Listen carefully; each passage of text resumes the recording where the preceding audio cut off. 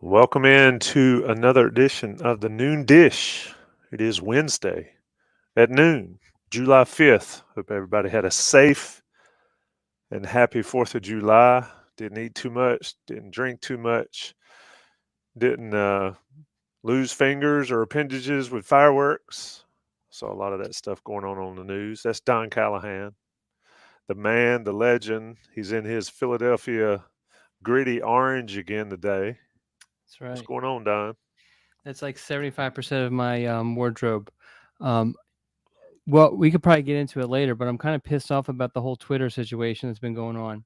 I Yeah, I was it's been blacked out yesterday for half the day because of the um, what is it? The rate limit stuff. oh, so you scroll too much, and then therefore it blocks you Well, it's out. not just that. I mean, for the I don't know, decade plus, I have almost always had a Twitter screen up. You've been in the man tower. I have one TV that's just dedicated just to TweetDeck with all of my different lists I have, and it just constantly is rolling. And because of what Elon has put in, I mean, my habits just killed it almost immediately. I was seeing it all over Twitter over the weekend, and I was like, this hasn't happened to me yet. And then, sure enough, fortunately, it happened after Ty White had committed to North Carolina. That would have been terrible I if it was gonna would have say happened you before. missed it. Yeah. Yeah. So, So I mean, so how's that work? I mean, I saw something about it, but I don't pay attention yeah. So to that essentially, stupid you stuff. are only allowed to, if unless you pay, you have that blue check mark. You pay whatever it is, and I'm not going to pay for that. Um, you are only allowed, I think, like 500 to see 500 tweets, which sounds like kind of a lot. But if you have I mean, there's no point in TweetDeck now unless you're going to pay for the service, because TweetDeck is constantly scrolling for you. And I mean, you could probably see 500 tweets in like just a couple of hours, depending on how many lists you have up and all that. So, I just, my fears are that Elon's going to kill Twitter, and it's not going to be the way it has been. And, you know, I mean, Well, I was I'm not happy about it. surprised. It's making my job a lot harder. I can understand that. It's my understanding that Instagram and I guess Snapchat's still a thing for the youngsters and all that stuff. But I was surprised how many of those recruits, when I helped you with Showtime Camp, were asking about, well, what's your Twitter handle and Yeah. all that stuff. So yeah. And you have two boys. Do they use Twitter? High school boys They or are college, high school? one of them's on it more than the other, but they look at it. Yeah, not as much as they do TikTok or Snapchat, probably. But all right. So do they look at it for anything other than sports? Not really. No. No. See, so both of my kids do not have Twitter, have not asked for Twitter. We are pretty selective in what we allow them to have, and there have been certain social media things that we have given them, and then we've had to kind of take back because of some of the activity on there. But they have never asked for Twitter. And you if you go and look on these recruits, you can tell that they just open them just for recruiting purposes, because this is the way that they kind of, I guess, communicate with coaches, also get the information out as far as when they get offers, when they make visits and all that sort of stuff. It helps them build their brand. We've had this discussion on the message boards a bunch. And so really, without recruiting, these kids would not have Twitter. So that's why it's always, you got to be very, very careful, particularly now, about what what they're saying on Twitter, because there's a purpose behind that, because that's not the avenue that they use to talk to their friends. So I think, I mean, your Instagram is not as I don't know. It doesn't like, it's not as like scrolling like the news like Twitter does. So, Mhm. but Instagram will probably be the next replacement. There are some other, I guess, social media platforms that have been talked about, but I mean, you need to get the majority of people on there. Yeah, So it's interesting. I mean, if you'd have told me 20 years ago that we'd be following all this kind of stuff on those platforms, everybody would have thought you crazy. I mean, yeah. it was AOL Instant Messenger, 20, 30 years ago and all that kind of stuff. So how big it's changed. And I do find it interesting that since I've started doing this stuff with you, I get followed by a lot of those recruits, and Hmm. they got all their stats, and all their numbers in their bios and all that stuff. It's pretty interesting. But yeah, Don Callahan GoFundMe page for the blue check. No, I don't. I do not. Even if someone bought it for me, at this point, it's kind of on principle. And I really think this is going to end up killing Twitter. I really do, because I mean, if you are limiting people, it wasn't. I mean, there were. I look at Twitter probably more than most people, but I was seeing it from a lot of non-journalists over the weekend. Some college students and stuff like that tweeting about how they had reached their Twitter limits. And so what, like, how does that help advertising that you're making people not go on Twitter as much? It makes I well, so his reasoning is, and we don't need to get into all of this because people didn't come here for this, but is for scraping and all that other stuff and the bots and all that. And there are other ways to solve those issues as somebody who scrapes pretty regularly.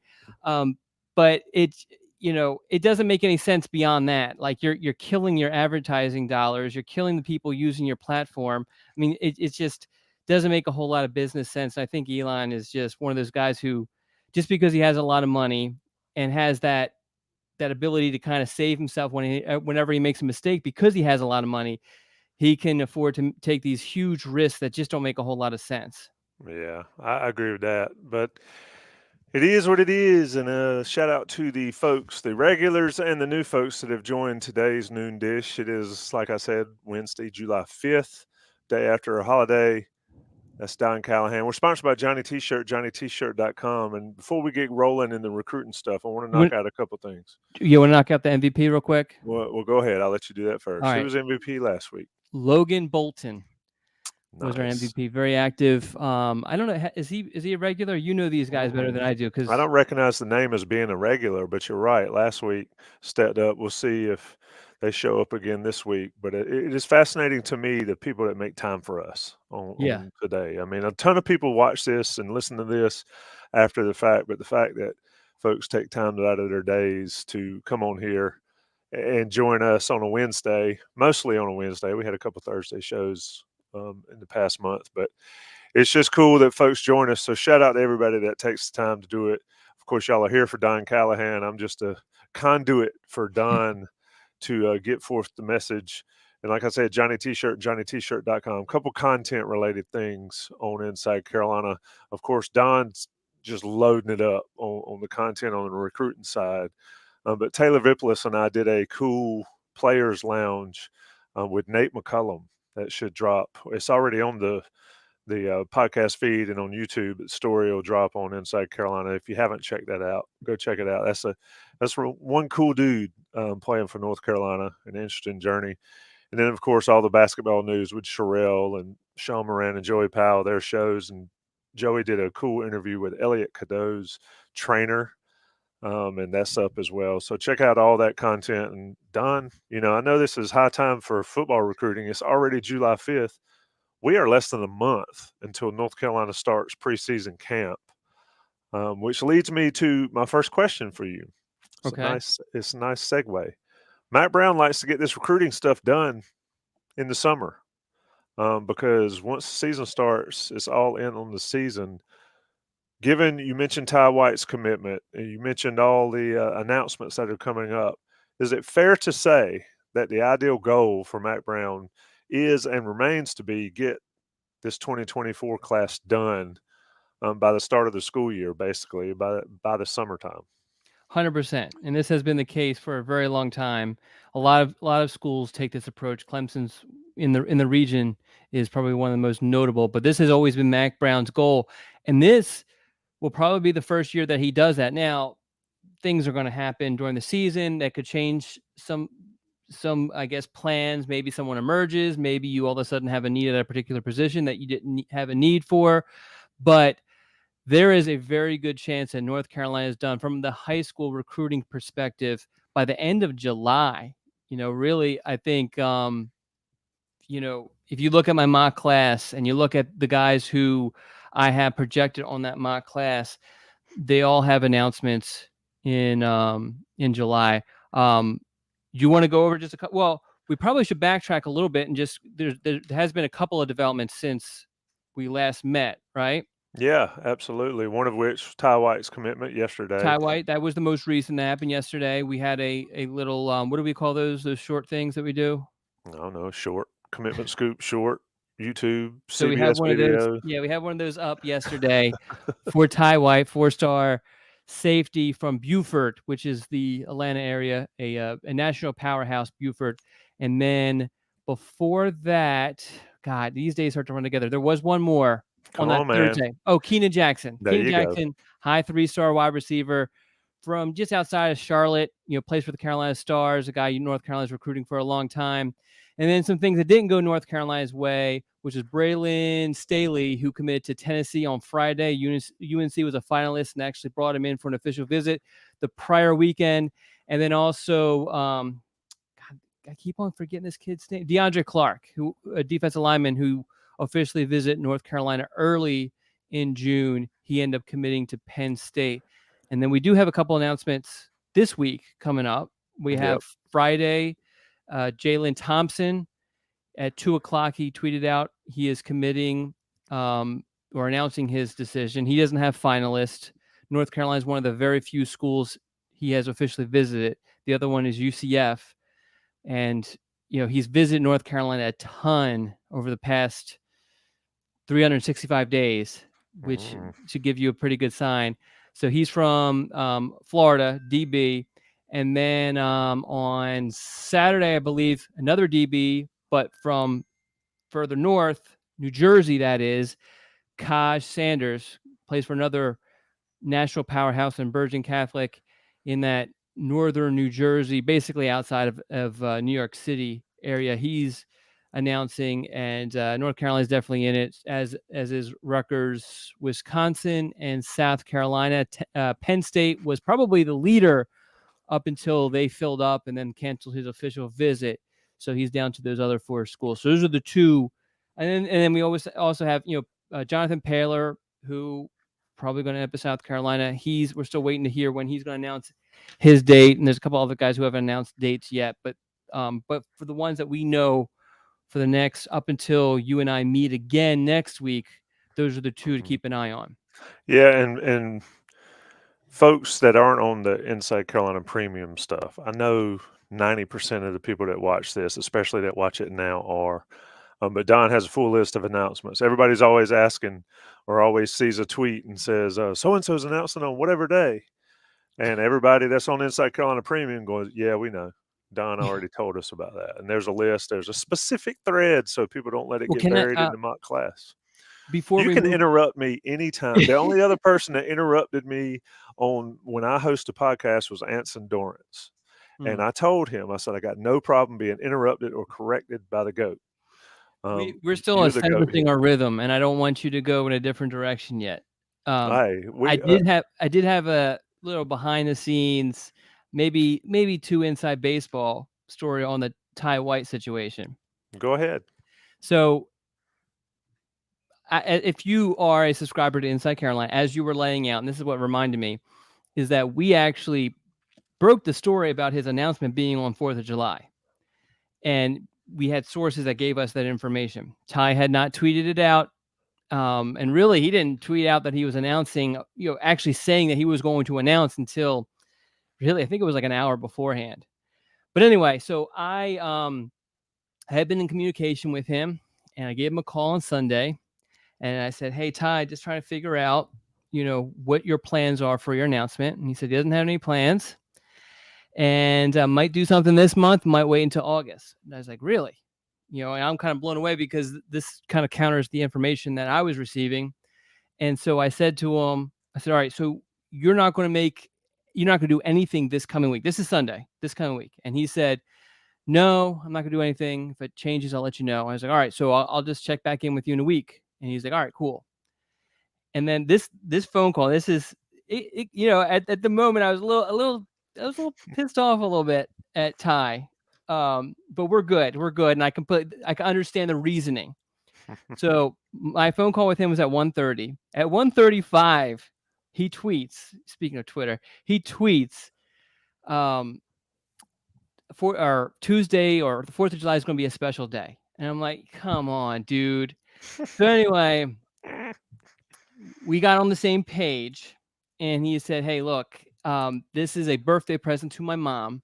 And so I limited who I told this to, because his mom was born on the 4th of July. Everyone's thinking this is for the 4th of July. He's this huge patriot, but in reality, he wanted to give a present to his mom, who wasn't able to go on any of his official visits because she was in the hospital. And so he wanted to keep it as quiet as possible. And so I completely understood that. And he and I ended up, kind of talking and getting everything figured out as far as the announcement was concerned the day before, which I really appreciate. So just the kind of things that we deal with these high school kids is kind of crazy.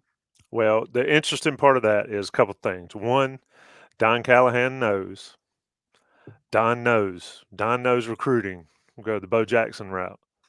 And also, teenage high school kids change their minds Yeah. right regularly.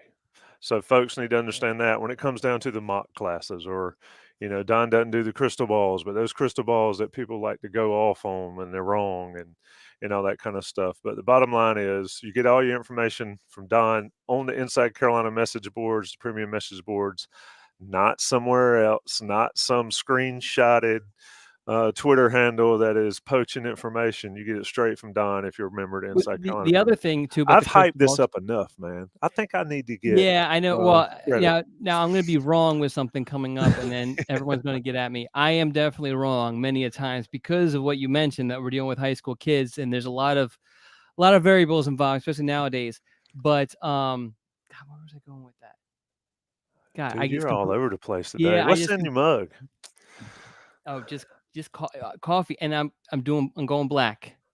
Oh, so Did no it, sugar and all? Well, no, look, I no sugar. violated my fasting rule. So listening to What's your fasting? What's your so hours? it's 12 to 8. And I listened to Mac Brown talk about that, and I try to do it a little bit, but I've been hardcore 12 to 8. But I knew that we'd be doing this show, so I had a bowl of cereal at 11:30. I'm sorry, I broke my rules, So but I was doing 11 to 8, but now I switched it to 10 to 7. mm, But I don't know. I mean, I think the not doing the creamer, and you've been to my house in the morning when I've had coffee, and I would pour a ton of creamer in there, and that was yeah, probably I'm guessing I probably will drop 10 pounds from this. And the reason why I say that is that when I gave up soda, and this was 15 years ago, I immediately lost like 10 pounds. So I kind of feel like the yeah. same thing. It's amazing what you can do when you give up soda. Just soda by itself, and I Yeah. hadn't had. I mean, I can't say I've never had one because Uh, you're at a ball game and it's 400 degrees on the north side of the stadium. You got to have something to drink, and I'm not. I have a Yeah. problem I mean, buying a $6 water bottle. yeah. I mean, if I'm going through like one of my, I try to avoid fast food, but if you're like trying to get from point A to point B really quickly and you're hungry, you have to do fast food for the most part. What I mean, Yep. yes, there's other ideas, but for the most part, it's fast food. And I'm not gonna drink water from freaking McDonald's. That's not Yeah. happening. So that situation, gets sorted. But I remember what I was thinking about. One of the things Ty said, and this is why I don't do crystal. One of the many reasons why I don't do crystal balls. The other reason is that it's out there for the public for free, and I feel like inside Carolina subscribers, we've always tried to take care of you people first. And so we try to keep it behind the premium wall, which is not as sturdy as it once was because others can go over there now. But anyway, but Ty said, please no crystal ball. And I said, I don't do crystal balls. And this is not the first kid who has told me that within the past few weeks. It's probably the fourth one who said, please don't do a crystal ball. So, so yeah. So that's one of the main reasons why. Yeah. Well, let's again, you're listening to Don Callahan on the Noon Dish. Let's talk about these two recent recruits. We did the short little videos that are attached to your stories, and of course, you had the commitment Q and A's. But let's back up to Keenan Jackson and talk a little bit about what he brings. I mean, one thing when I look at his measurables, and granted, a lot of times, and I want you to clarify when they're right, when they're probably exaggerated a little bit. A lot of times, guys say they're a lot taller and a lot heavier and also a lot faster than they actually are. Absolutely. Jackson's listed at 6'3", 185. That's a good size receiver, especially a young guy like he is. What does he bring? What's his skill set? I mean, when I see that, I immediately say possession receiver, and a big body that can eat up space and make the first down catch on 3rd and long and things like that. What does Keenan Jackson bring to Lonnie Galloway and Mac Brown? So to get to your first point, you got to take the heights and weights with a grain of salt unless you pulled it directly from a camp or a combine sort of situation. A lot of people will say you knock 2 inches off the height and 10 pounds off the weight, and anywhere from 10 to 20 or 30 tenths of a second off of the 40-yard dash time. But he is definitely a tall kid, good size, and I think you hit it on the head. A possession receiver. You're definitely a big guy who is just going to make the grab in any situation. Really good body control. He's not much of a threat after he gets the catch, but definitely a guy who can obviously work deep, but also does a really good job of working down low just because of his ability to kind of use his body and contort himself to make catches. I am starring questions in the chat that we will get back to, so folks keep dropping it. And also, we haven't mentioned top five ice cream flavors in I got to get on this. And a hat tip nod to the 4th of July, which seems to be a good time to eat a bunch of ice cream. We're doing top 5 ice cream flavors, so everybody needs to drop that. It can be whatever you want it to be. I know what my number 1 is, but the rest of them are probably, you could probably throw them in a hat and I'll pull it out. But anyway, top 5 ice cream flavors for later in the show. Don, Jackson plays at Weddington, which my memory serves, that's Will Shipley's school. Mm-hmm. So it's a pretty good just program. to be clear, so he just transferred to Weddington. So he's actually came from Cupperson High School. He played there the past couple of years, which is JT Coffin and Austin Kendall, who quarterback ended up signing with Oklahoma. JT, he came to North Carolina, never kind of lived up to his his billing because he was a 4-star guy also. But anyway, go ahead. So top or level of competition. Let's do that for him because we've kind of talked about that a lot. Obviously, those are big name high schools. Is there any reason to believe that his ranking, and he's a high 3-star, his ranking though is based on the fact that he's just physically dominant over a certain level of competition? Well, it's actually a very talented area. It's Union County, which is right outside. It's a growing area, and when I say growing, it has grown a ton within the past 10 years or so. Just because it's right outside of Charlotte, it's not in Mecklenburg County. So it's just how these things go. When a city kind of grows, it kind of grows out, sort of thing, and that's what Union County has kind of benefited from. And so a bunch of new high schools have have sprung up there. Cupperson High School, where he was at, was not around. I don't, the majority of these schools in that county right now have all been built within the past 20 years, most of them.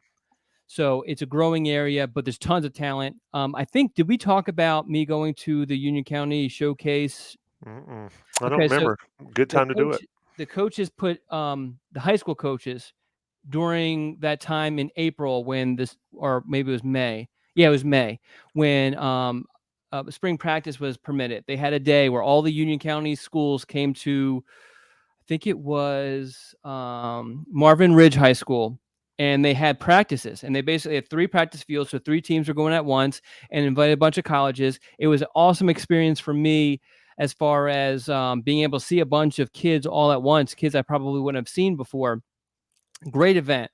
I hope they continue to do it, and I would love for other areas to do the same thing. But I think every single school there had at least one college recruit, and many of them had multiple ones. Weddington, we're going to be talking about Weddington a lot because they have 3 2026s who are related to Thomas Davis, who played for the Carolina Panthers. Thomas Davis's son and his twin cousins. So, and Weddington is a team that has won state championships,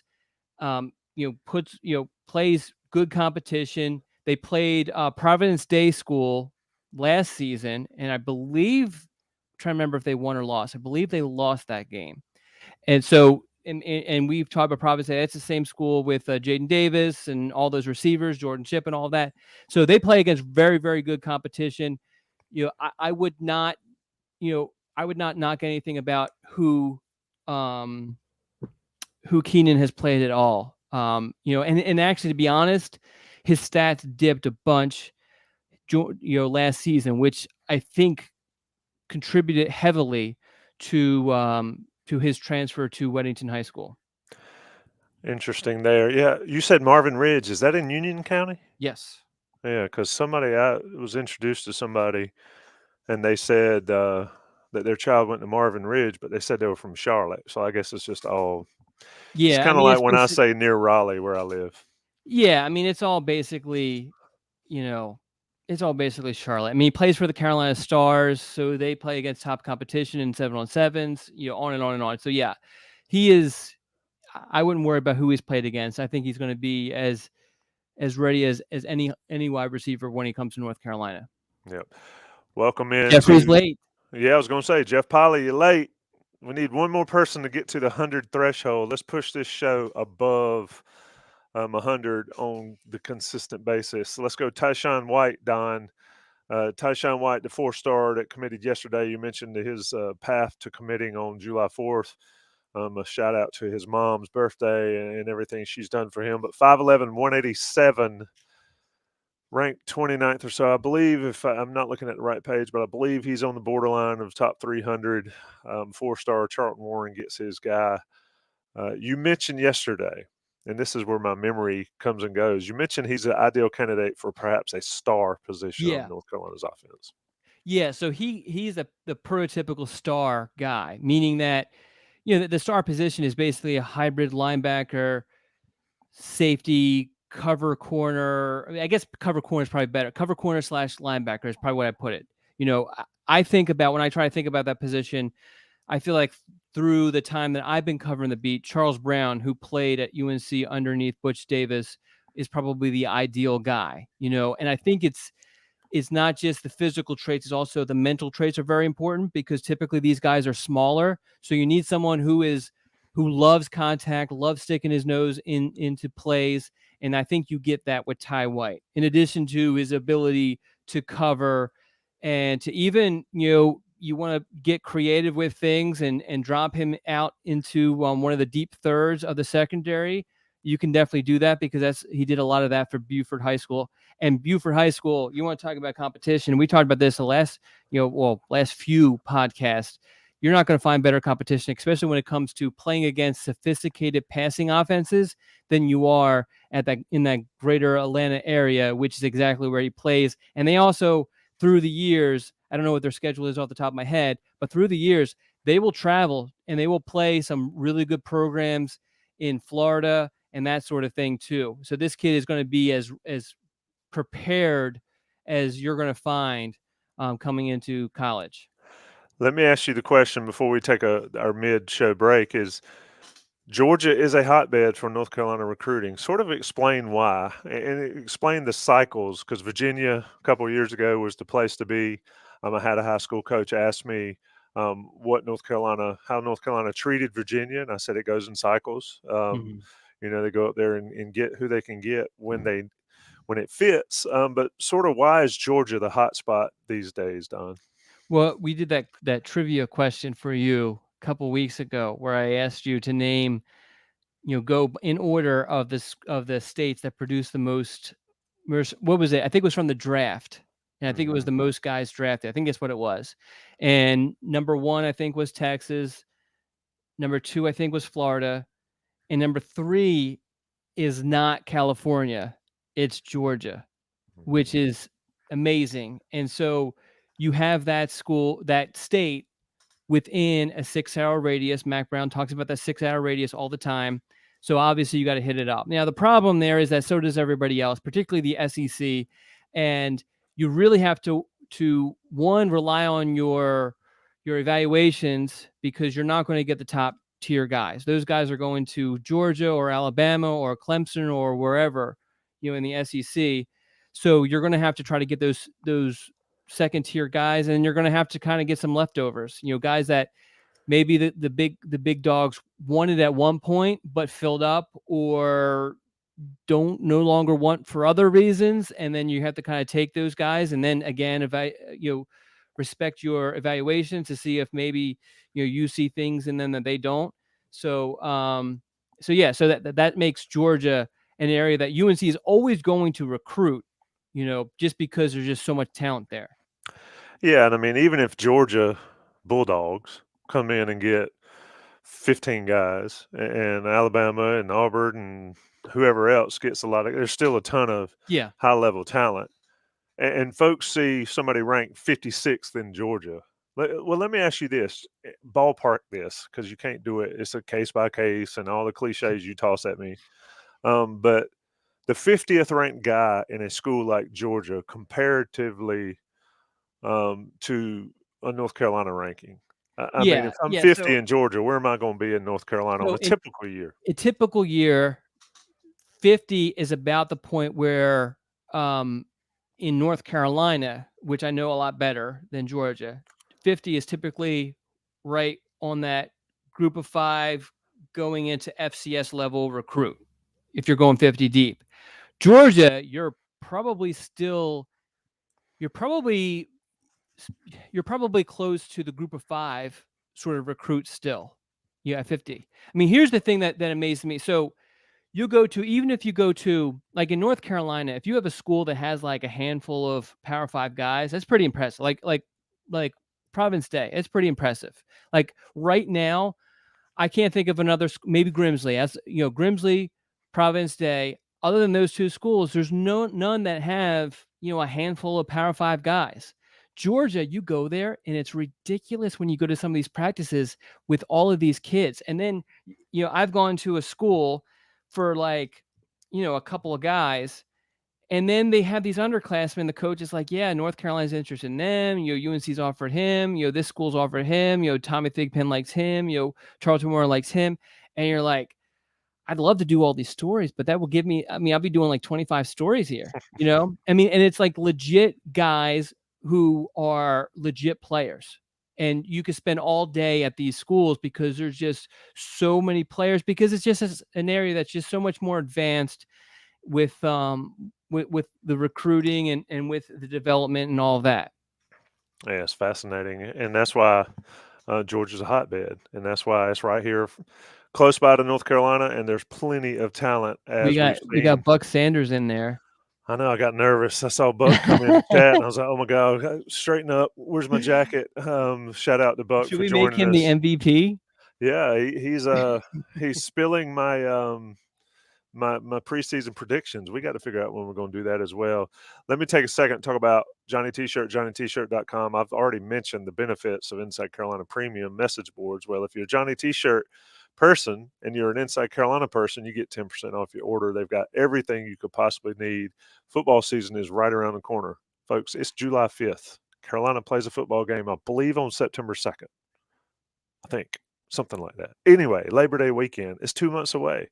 Get everything you need for your North Carolina tailgating, your North Carolina jerseys, everything you need. Johnny T-Shirts got them, as well as with all the other sports and schools. If you're a journalism school major or journalism school student, you can go to Johnny T-Shirt and get a shirt repping where you go to school, specifically the journalism school. So it's a pretty cool store for that purpose. Take a short break, let the national guys pay the bills. It's the Noon Dish with 100 plus in the chat and Don Callahan on the roll. All right, folks, welcome back into Noon Dish. Like I said, top 5 ice cream flavors a little bit later in the show. Just to recap, we talked about Don's Twitter escapades. We talked about Tyshawn White, Keenan Jackson, their recent commitments for North Carolina. Buck Sanders making us both nervous, throwing out chats. And Don, what's next for North Carolina recruiting? You mentioned the announcements that are coming up. On your thread of the announcements, is this pretty much it as far as North Carolina in the 2024 cycle? Case by case, I understand, but if you had to pick a thread for me to look at, if I was an Inside Carolina Premium member, which I am, you would say, look at You this. pay for Inside Carolina? This is I get it. I do all this work for it. Uh, the announcements. Is North Carolina set on those remaining targets? Yeah. So you always have to, I know you don't like it, but you always have to have the caveat that things can change because there's so many variables involved with this. But with that caveat, this, what North Carolina has committed and what we see with those announcements, that's going to form the class that North Carolina is going to sign in December. And like I said earlier, maybe something emerges during the fall. It's not going to be a whole lot. This is the class that you're looking at from the high school standpoint. Obviously, the staff will hit the portal, probably not nearly as much as it did last season. But then again, you don't know. But really, when it comes to high school recruiting, we should, unless something crazy happens, we should know what the North Carolina's class looks like by the end of July. Let me ask you this question as far as rankings. How often, and folks that are in this, many of them probably know it, and definitely if you're on Inside Carolina, how often are the rankings updated? And how often do the rankings really change where a class lands on the scale? So say Carolina got the 12th ranked class and the rankings are updated and they drop to the 15th or vice versa, whatever. Give me a timeline on ranking updates from specifically 24/7, and also how much do they usually cause classes to fluctuate on the list, on the final list? We need to get one of the 24/7 guys on here, but they make an update in the middle of every month. Now that update might not be for the 2024 class, it might be for the 2025 class, and I don't think they've done anything with the 26 class, but that's coming up soon too.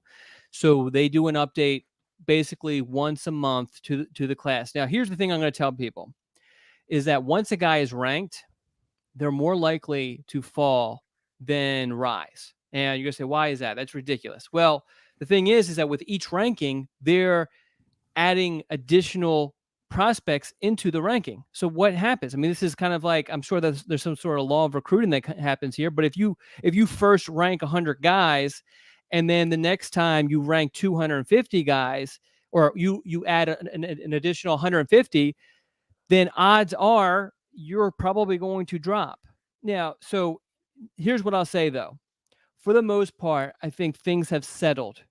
You'll see some slight movements. There are some exceptions, like we've talked about with the quarterback commitment. Merdinger. Merdinger. Michael Merdinger. So there's some exceptions there, and he's a special case because he hasn't played. He's only started one varsity game. They want to see some more varsity starts out of him. So there's a very good chance that after the first 3 games of his senior season, he could rise. All the other guys, I mean, the rankings committee, they know what Ty White brings. There's not a whole lot more that he can show them, and Zion Ferguson and all that. So really, I think things have settled for the most part, unless a guy is unranked or is in a unique situation like Merdinger is. Let me ask the follow-up question to that is, and what you're saying there is it's not you, it's me, right? I didn't get worse, but somebody else jumped in front of me, so it was them that moved me down. But when I look at the number assigned to people, Mm-hmm. and I've got With the Merdinger right rating, here in front of me. Yes, the not the rating. So, ranking. Yes. yeah, so I've got Merdinger in front of me right now. The 24/7 composite is 1134th currently in the nation, but his rating is .8581.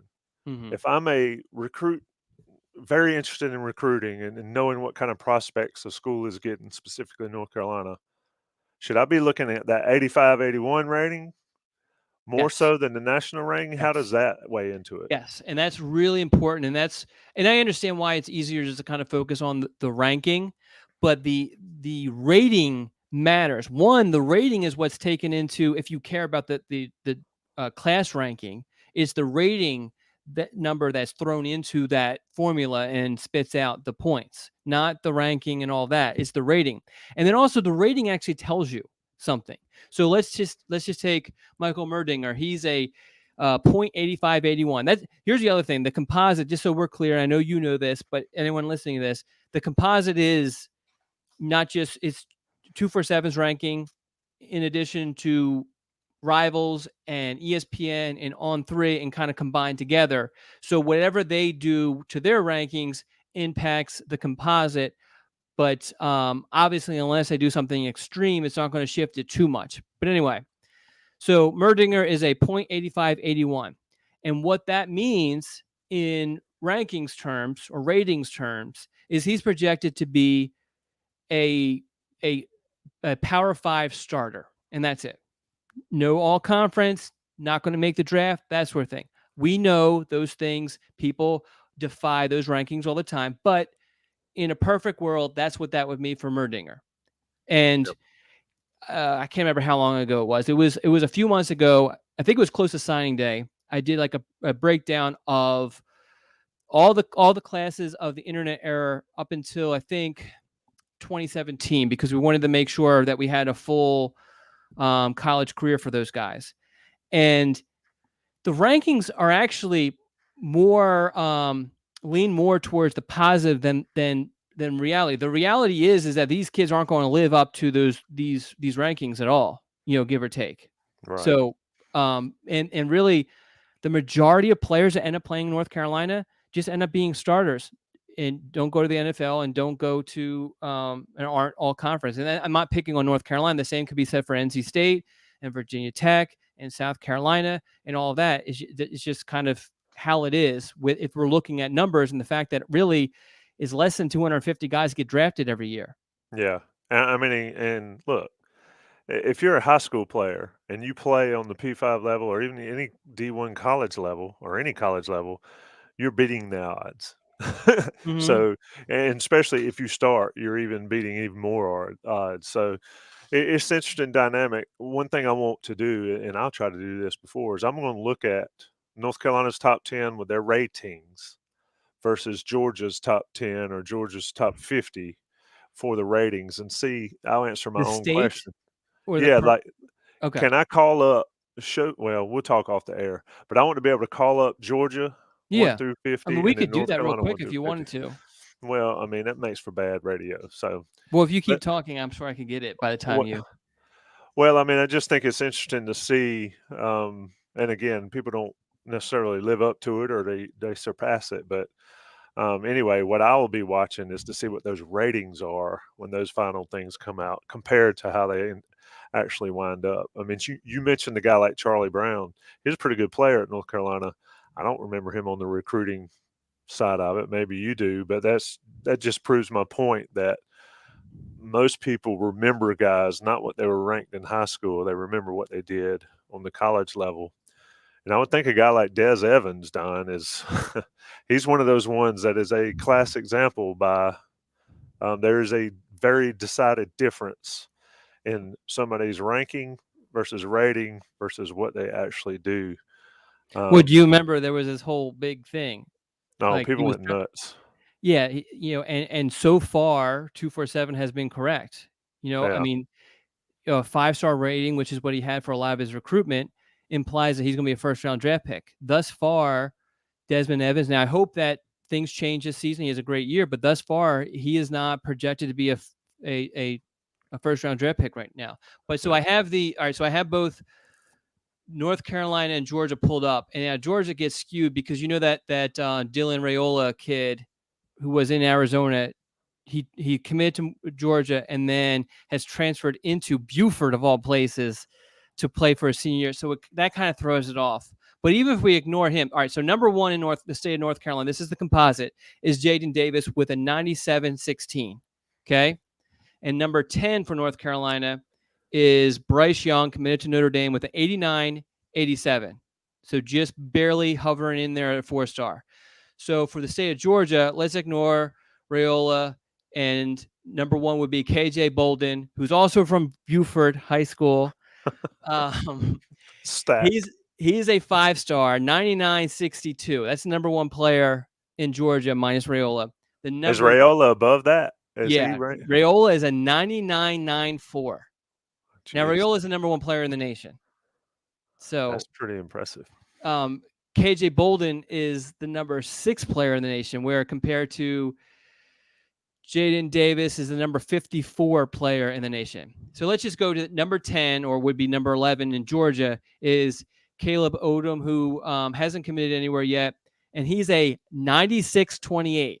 And what I say for number 10 in North Carolina, 89. 89.87. So So look at Georgia's list and tell me who's the first 89 on there. first 89 is, I'm going. And Eric Miller, shout out to the message to the chat. Georgia has 35 4-stars. North Carolina has 8. I guess that's 41 is when they finally get to 89. So the 10th ranked player in North Carolina would be ranked 41 or 42 in Georgia. Yeah. When folks are looking at the recruiting rankings and they see North Carolina takes a guy that's like the 35th player in Georgia, it is usually going to be up there. Anyway, I was looking at the top 24/7 composite all-time ranks recruits. Who's number one without looking ever? Wait, say it again. I guess it's the question. I was reading the chat, so I wasn't. All-time high school recruits in the 24/7 composite in the top 24/7 since 2000. Who's number one? All time in the nation. All time since 2000. High school recruit. I feel like I knew that. Was it Lawrence? Nope. It wasn't that. Texas. Trevor Lawrence is 7th. Trevor Lawrence 7th. Wow. Was it, what's his name? Texas quarterback right now with the blonde hair. I don't see him. What's his name? Muirs? Yeah. No. God, who? All right. Who is it? Jadavon Clowney. Oh, Clowney. Okay. Clowney number one. Do you want a quick crazy behind the scenes story on him? Yeah. Because he was annoyed that Carolina certainly recruited him, right? They recruited him. That was a John Blake recruit, and he got him to visit and all of that. And so, Clowney wasn't big on the phone for obvious reasons because his phone was getting blown up. But his coach at the time, Bobby Carroll, was awesome to deal with and was more than welcoming for you to come down to one of his practices, which I did. One, they called him, you know what Clowney's nickname was, at least in high school? The Freak?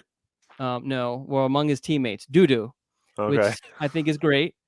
So which is funny when they're like, Doo-Doo, come here. But anyway, so I wanted to talk to his coach, wanted to talk to Clowney, obviously. And so after practice, the coach was like, hey, I got to do some stuff. Talk to me first, then grab Clowney. I was like, all right, cool. Did the interview, turn around, Clowney's gone. I'm like, what the hell? I came here for him specifically. And so I'm asking, where'd Clowney go? Yada, yada. And they're, I saw him in his car. So he literally was driving away. And I chased down the car. I was like, hey, I came a long way. Can we just talk for a little bit? And he did do the interview. That was I think the first and only time I interviewed him, because North Carolina, I think he messed with North Carolina a little bit, but you ran him down in the parking lot. Yeah. Just for a matter of perspective, you mentioned the Areola, the Georgia guy. Hold on. You mentioned Areola. In Buck's honor. You mentioned, I don't want to mispronounce his name. What'd you call him? The quarterback that transferred into Georgia? It's not Areola. Riola. He would be 20th on the all-time list according to this list I'm looking at. And I don't see Ewers. I don't see his name on here. So anyway, maybe it's not updated. But Clowney, Kim Dichie, Rashawn Gary, Vince Young, Ernie Sims, all thousands, 1.000. Anything left in recruiting, Don, for this cycle or for this show before we flip to some fun ice cream talk? Oh, we have questions to answer. Oh, let me get to them. God, Tommy, you're bad about this. I am brutal towards the questions, and I got called out. The one question I see that is relevant that we just talked about: when will the staff turn towards portal possibilities in 2024? Don, that's usually late you don't the season know or in the off season, right? Well, you have to wait until you see who enters the portal, and that's the problem. And so really, we're talking about, and you get some rumors, you hear about guys potentially going in there, and guys declare that they're going to go into the portal. But I mean, we're looking like December, at the earliest. Yeah, and if you look at it, and it's fascinating, and that's why the Nate McCullum interview. We'll also have a Willie Lampkin up next week, and we had Amari Gaynor to listen to those guys talk about being in the portal and how fast that recruiting cycle goes. Yeah. I know you love covering portal recruiting. That's Oh, it's a huge headache because it happens so quickly and the kids don't want to talk. Willie was one of the ones that did want to talk. And he was the one who was like, he was so clueless. He had already committed, and I was like, all right, well, when are you announcing this? And he's like, I don't know. And so, I can't wait to talk to him. Joey and I are interviewing him. oh, Uh, he was great when I uh, talked to him. yeah, he was cool when they introduced him. He's going to be a factor for North Yeah, Carolina, even though he's we do have a undersized. couple other questions in there. Here you go.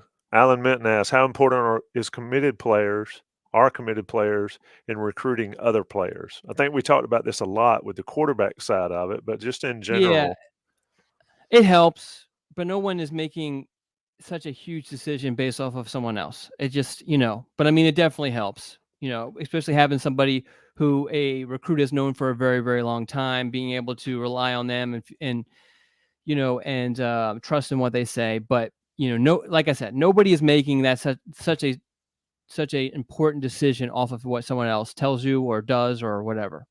what I do find interesting is, and who was it? Was it Ritzy and Dilworth or Rah? Who announced together like a couple summers ago when they were together at a party and Ritzy, the other?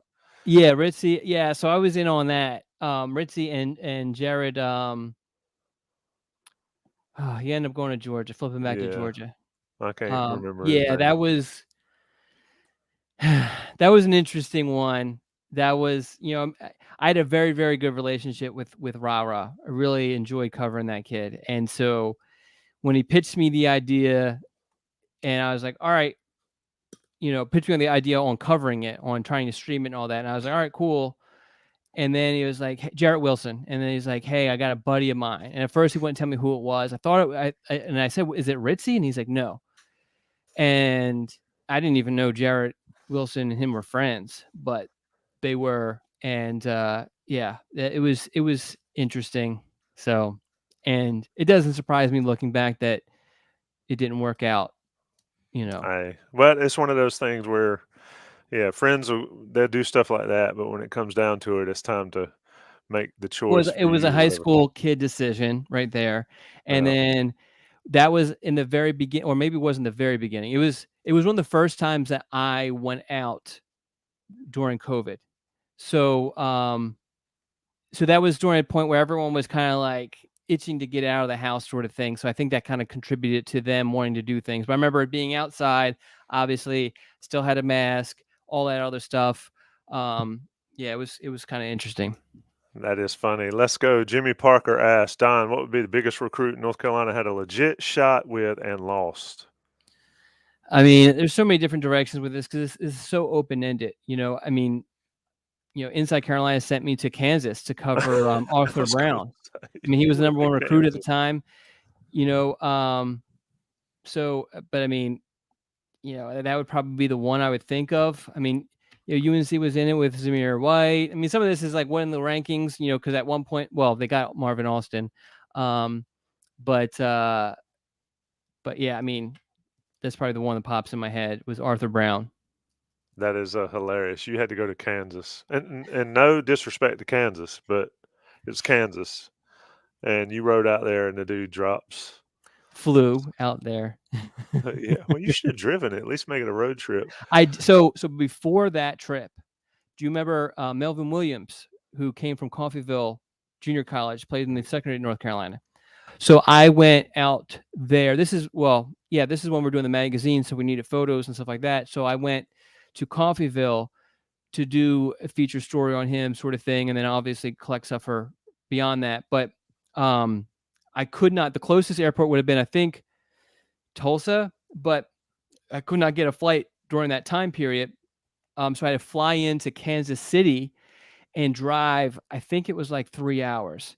And it was the coolest experience because literally when they say Kansas is flat, when you're driving through it and you look and you can see stuff for miles, like it's a whole different thing to just understand just how freaking flat it is to look out your window and just see nothing for miles. Yeah, that's wild. That and the thing is Coffeyville is like has seen better times. Let's just say that. You know, little on the rundown side. I don't want to talk bad about it. But yet, so you come in and there's this massive, beautiful sign that says something like "Welcome to Coffeyville, home of the Ravens." And I'm like, wow. And then you're driving through. It's not the it's not a bad area. It's just not, there's not a whole lot of money there. Like, I'm just trying to be nice about this. But then they have this massive, beautiful football complex. And it's just crazy that a community college football is so important there that they, for a town that doesn't have a whole lot of money, but they put a lot of money into their community college programs. It Yeah, was a whole overall was a really interesting and I learned a lot from that whole experience there. yeah. I mean, that's like the Last Chance U deal. That Yeah. place was, it was an old, poorer side area, and they had the nice football stadiums and all that. Last question before we get into the top five: how high a recruit was Mike Vick? That would have been in '96 or Yeah, so that was a little '97. bit That was before the internet era, but from my understanding, he was heavily overshadowed by Ronald Curry yep. from the same area and all that. So he wasn't, from my understanding, a huge recruit. I thought there was one more question in there. I've scrolled. Oh, I'm up there, sure Tyler Woods. right here. Yeah. Where would you rather go? And he follows this up with a recruiting aspect side of it. But where would North Carolina, in your opinion, benefit the most if the ACC went away and Carolina was either SEC or Big Ten? So is this my personal preference or is this just in general? I think Personal preference. We going south. I You don't know. know. My personal preference might be Oh, I forgot. You're one of those. You're one of those um Philly I people. think UNC makes more sense in the ACC, you know what I mean, for obvious reasons. But SEC, or you got to pick Big Ten or SEC. I think UNC makes more sense than the SEC. But SEC. these things never make sense. I mean, West Virginia's in the Big 12. Wow. You know what I mean? These things just don't ever make sense. That's why I kind of throw the, and USC in the Big 10, that makes zero sense. Even Yeah. Missouri in the SEC. I still have a hard time when I see Maryland. I think of it as an ACC school, A lot of so people don't like Maryland. I love Maryland in the ACC I for think of for it a more variety from a of reasons. basketball standpoint. But Yeah. um, What about this question here? is going lower with the rankings so far in 2024. Let's read Lot it for fewer- the non-YouTube people. It seems that 24/7 is going lower with the ratings so far in 2024. A lot fewer guys are 95 plus. Are they waiting for a final update kind of thing? Is this like anecdotal or is this like legit? Like I mean, you know, that's Tyler's question. So yeah. I don't. I mean, I would have to look into that because it could just seem that way, and maybe it's not true. So I don't know. Yeah, I I would love for the rankings to kind of be lower, to be more um, representative of what actually is projecting to happen. Because, like I said, as you kind of digging into the research, the history of it, they end up being, you know, more on the plus side than on the negative side, and compared to actually what happens. yeah, it's kind of like there needs to be a leveling out Yeah, process at some yeah. point. Like I really wish that they would stick to limiting the amount of 4 stars because there are more 4 stars than what get drafted in the NFL. I wish they would stick to that number. They Yeah. stick to it with the 5 stars with the 32, and then I wish that they would kind of do a really good job of kind of capping those high 3 stars too. One more question, and because we got to get out of here, we're pushing our limit. Well, We we don't still want to. haven't done our top five. I know we still got to do Okay. that. James Pruitt asked, "Do you see guys? Do you guys see coming high school recruits waiting till the portal thing, whatever we want to call the portal window, to close before committing?" Well, the portal windows are closed now. Yeah. and they open right after the season, and then for the first couple weeks in May.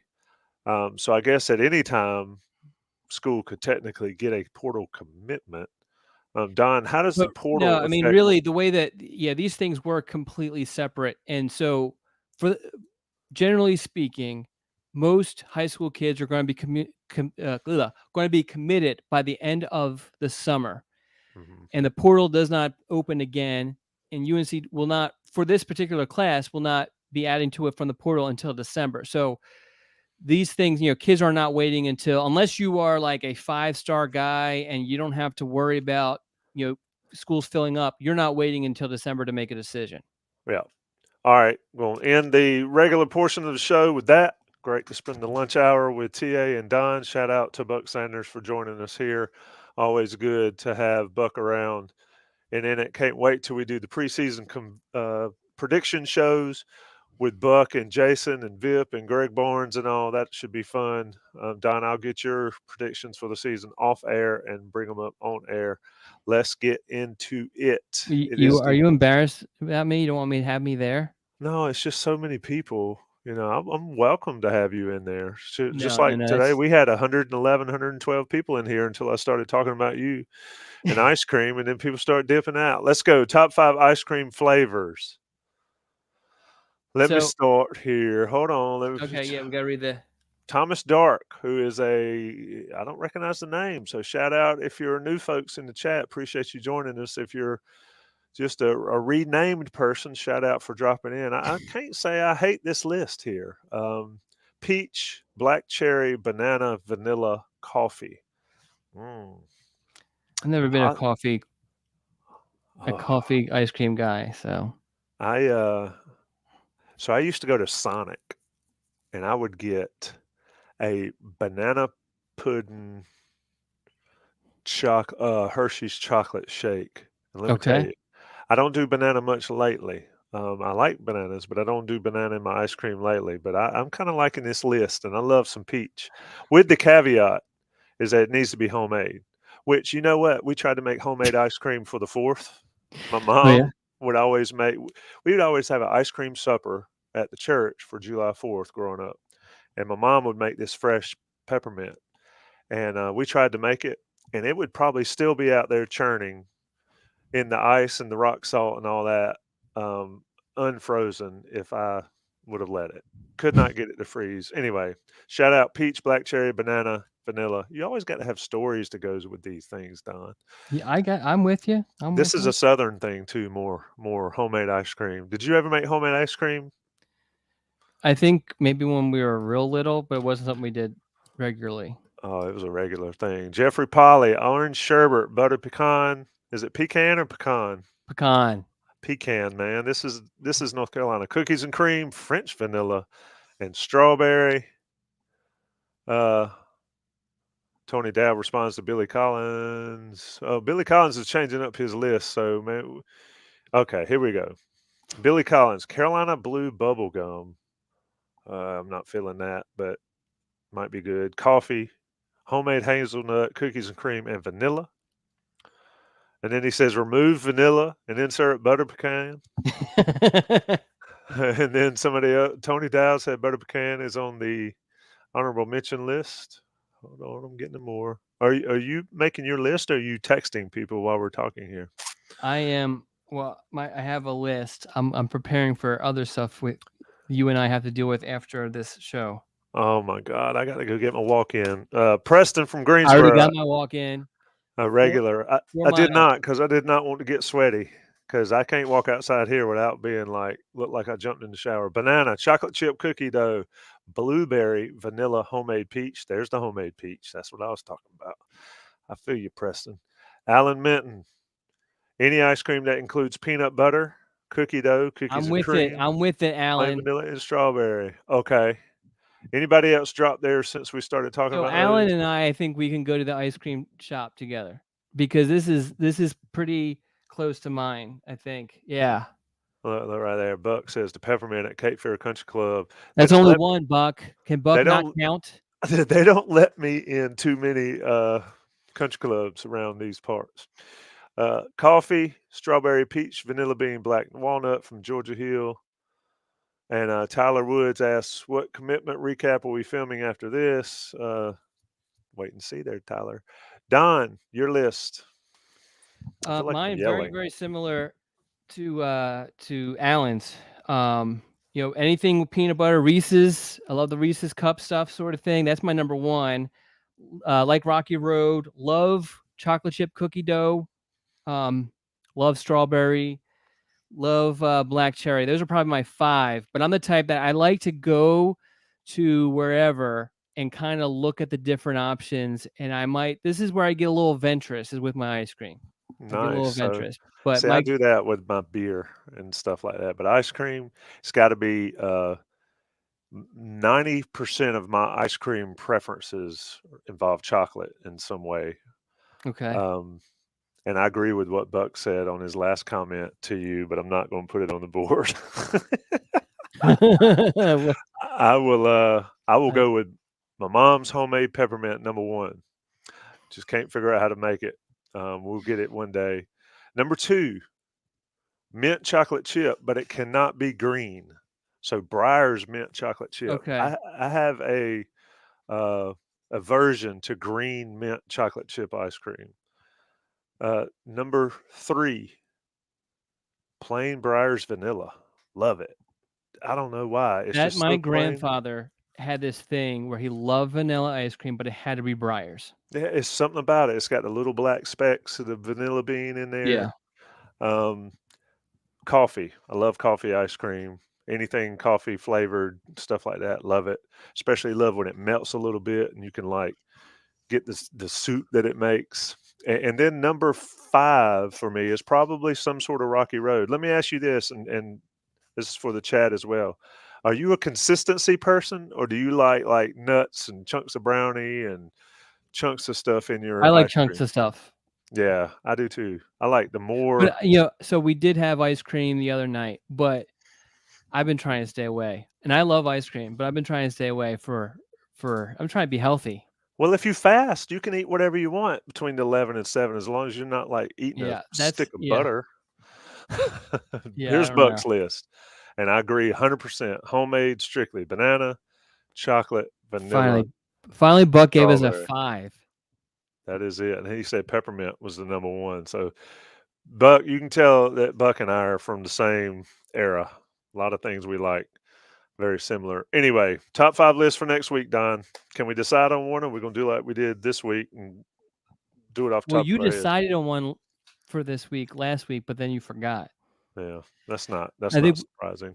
I think why don't we just think about it? Because this is Okay. not very good radio. So, folks, if you want to shout us out on potential top five lists, please do it. Shout out to the 100 plus folks that were here. Shout out to Johnny T-Shirt for sponsoring us. Shout out for Don Callahan, just being Don Callahan. I mean, maybe we need to revisit pet peeves too, by the way, because I've come up with a few in the last couple of weeks, and I said I should have mentioned it on the show. Maybe we can Well, do. and I think a lot of people, and myself included, came up with things that we don't like, and pet peeves are different. Yeah, I agree. So, So, but but like, put your freaking cart up in the parking lot. I love that yeah, TikTok follow where the dude puts stickers on the cars and people get so mad. If you haven't checked that out, you need to I check it have out. not. Anyway, let us know what you want to do, top five. Let Don Callahan know what he needs to do for his top five next week. We will be back on Wednesday, the 12th of July for the noon dish. Who knows what will happen after this show ends? But I'm sure if you stick with Inside Carolina and Inside Carolina premium stuff and with Johnny T-shirt, you'll be there to see it. Thanks, everyone.